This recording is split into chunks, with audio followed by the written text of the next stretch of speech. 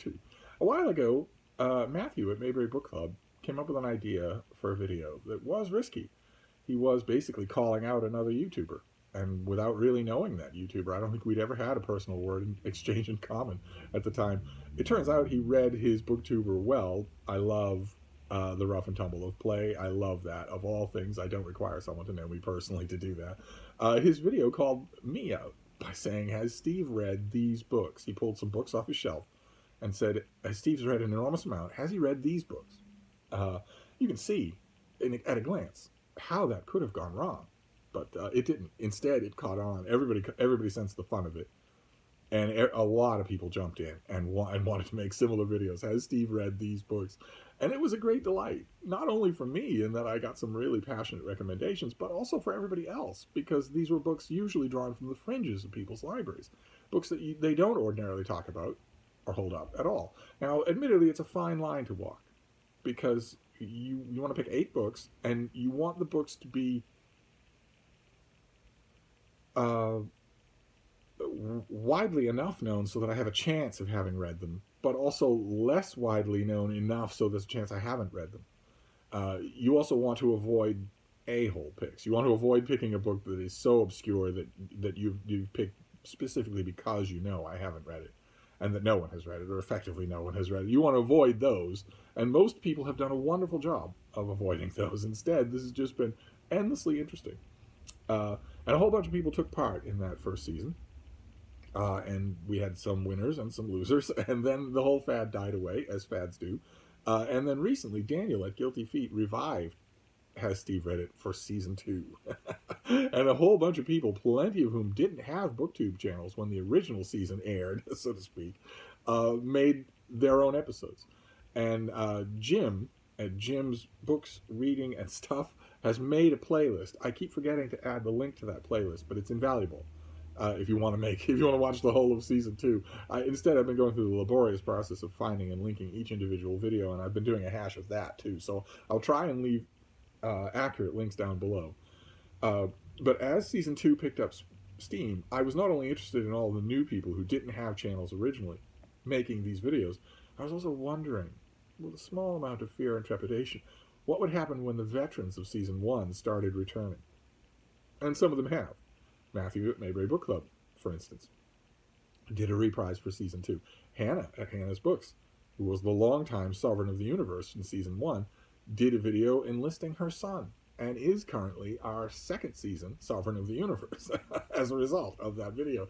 But deep in my heart, I was wondering, what would happen if a member of the OGBG, the Old Geezers Book Group, a small cadre of diehard, lifelong fans of reading, what would happen if one of them weighed in? And that has finally happened. So now we're going to get to this time it's personal type atmosphere in Has Steve Read It season 2, because the member of the OGBG in question is Todd at Todd's Bursting Bookcase, who has weighed in with 8 books. In the first season, Todd got 3 out of 10 books that I hadn't read. In season 2, you have 8 books, and the books I haven't read count as beans. Just picture a schnauzer's face instead of a schnauzer moodily sitting at the table. Obligatory pause for the siren. Okay. In season 1, Todd at Todd's Bursting Bookcase got 3 beans, essentially. They weren't called that at the time. And naturally the question is, can he do better this time around? And the obstacle to that, I mean, the factor in favor of that is that he has read an enormous amount in his life, an enormous number of books. And the obstacle is, as he points out in his video, which I will link to on this video, he points to something that I've said many times about the members of the OGBG, which is not only that we all had a misspent youth, but that we largely misspent the same youth. We spent a lot of time reading the same patches. Everybody has their own individual interests, but there's a large amount of overlap in our reading. I think that's why we all get on so well. And Todd recognizes that as a danger. You know, that even if he goes to lesser known books in his collection, they're still going to be on patches of ground that I've covered quite a bit. And that is a danger. So let's see how he does. His first pick is Crown of Thorns by, I want to say, Stephane Groueff.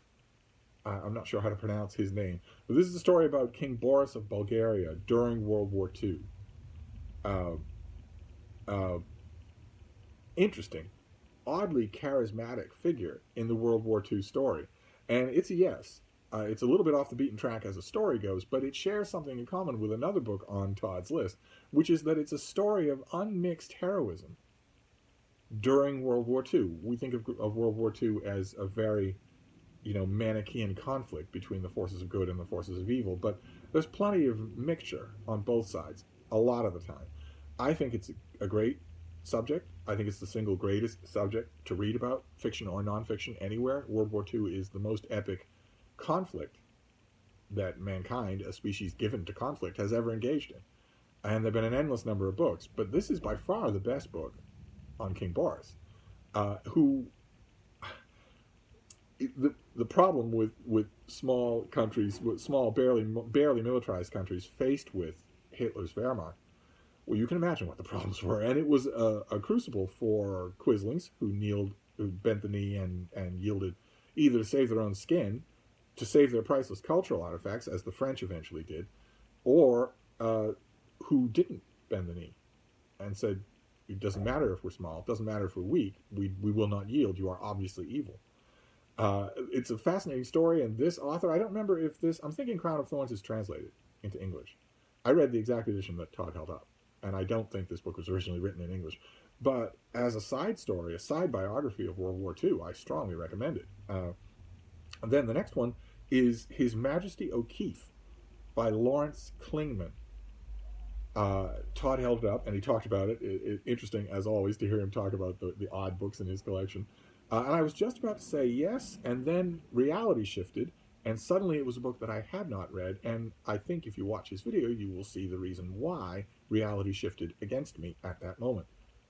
That's the moment when one of his cats jumps up on the table and just stands there, proprietary as you please, as cats will do. Turns around to shift a nose at the book, thereby exposing the whole of the world to the cat's aft torpedo tube, as cats are wont to do. Just hung around. This creature just hung around. This horrible satanic creature jumped into the video, and suddenly, I got a no. Suddenly, Todd got a bean because of that cat. And it just stays there, this thing. Anyway, Todd might have horses in his house as well. His house often sounds like a menagerie. So that's a no. And we move on to the next one, which is Henri Darger, Throwaway Boy by Jim Elledge. Jim Elledge, Elledge, G-E. And this would ordinarily be a no. This is about a very little-known gay artist. But it was brought to my attention, and I was actually lent a copy by a friend of mine, by the historian Douglas Shantucci. This painter was right up Douglas's alley. Douglas knew everything there was to know about him. I probably met him, maybe went to school with him or whatever. Douglas was very, very old at this point. And strongly recommended me the book, and the next time we had lunch, he had a copy with him that he was willing to lend me. Is because it was Douglas, he had a long list of prohibitions for what I was to do and not do towards the book. Don't bend it past a certain degree, don't take the dust jacket off, etc., etc. This is one of the reasons why I don't traffic in borrowed books. I don't lend them myself, and I usually don't take them from other people. But Douglas had a prickly sense of propriety and would probably have been insulted if I'd refused it right there at the dinner table. So I didn't. I took it, and I thought it was fairly interesting. I don't think that artists' lives are for me. I really don't. I've tried many times with many different artists, and although I recognize the work involved, I almost never enjoy the book. I don't know why that is. I'm sure that's a fault of me and not of artistic biographies. But one way or another, oddly enough, it's a yes. Then the next book is The Imjin War by Samuel Hawley. This is about massive systemic war-making on the part of the Empire of Japan in the 16th century. And this is about campaigns against Korea, campaigns against mainland China. And I read it. It is very good. It is very good. I believe, I think that Todd held up a paperback of this book. And I want to say, a part of me wants to say that I read it in hardcover as an offering of the historical novel, the History Book Club.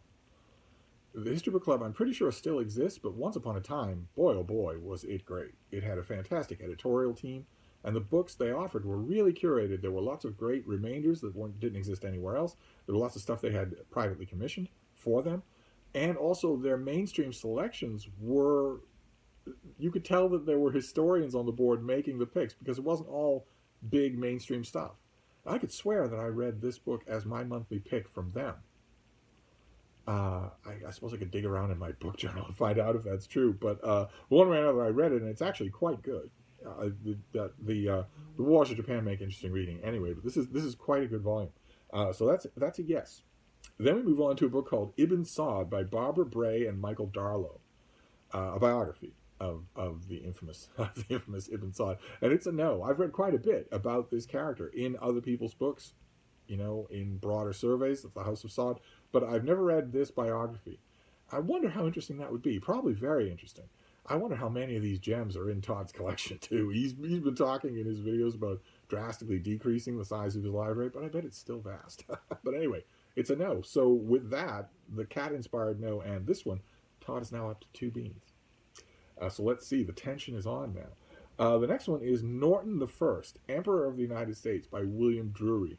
And once again, Todd made it sound absolutely fascinating. Not just the book, but the subject matter. A subject matter on which I've heard virtually nothing. Read probably a footnote here or there.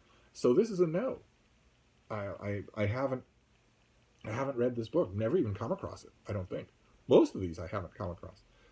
His next one is King of Kings, which is a book written by Haile Selassie's grandson about him. And I have read quite a bit about Haile Selassie, either dedicatedly about him or about the various writers that knew him, championed his cause, that sort of thing.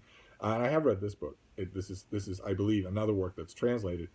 It's a little bit, Todd mentions in his video that you're going to get insider details in this thing that you don't get anywhere else.